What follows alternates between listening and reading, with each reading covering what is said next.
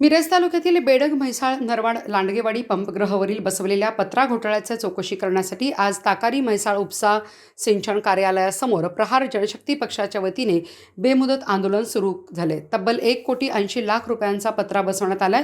हे पत्रे अत्यंत निकृष्ट दर्जाचे व इस्टिमेटनुसार काम करण्यात आलेले नाही. त्यामुळे सदर कामाची चौकशी करून योग्य ती कारवाई करण्यासाठी कार्यालयासमोर आंदोलन सुरू करण्यात आले.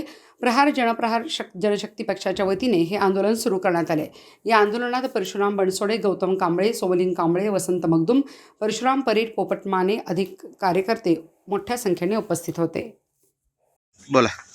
ताकारे म्हैसाळ उपसा सिंचन पंपघरावरील बसलेल्या पत्र्याची घोटाळ्याची चौकशी करण्यासाठी आज प्रहार जनशक्ती पक्षाच्या वतीने बेमुदत हे आंदोलन सुरू केले आहे.